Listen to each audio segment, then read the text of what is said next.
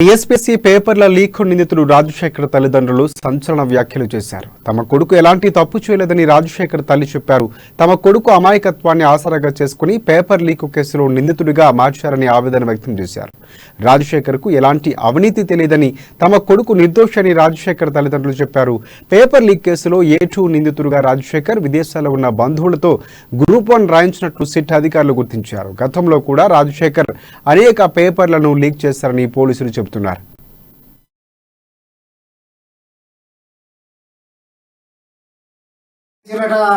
మామూలు మోసుకు తీసుకేమీ అసలు ఈ కంప్యూటర్ కంప్యూటర్ చేసిండట.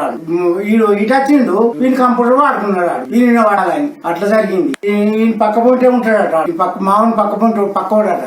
ఊళ్ళు ఉన్నాడు అంత మంచివాడు. ఆఫీస్ లో కూడా రికార్డ్ అట. మేడం శేఖర్ అని పానం పెట్టుకుంటదట. అలా దాంట్లో పెద్ద ఆఫీసర్ అట మేడం. ఆమె పానం పెట్టుకుంటది.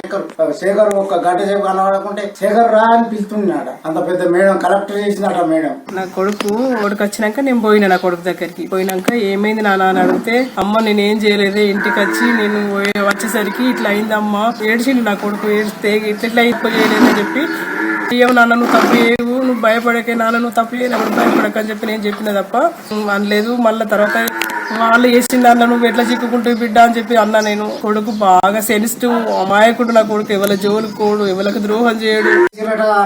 మామూలు మోసుకు తీసుకేమీ అసలు ఈయన కంప్యూటర్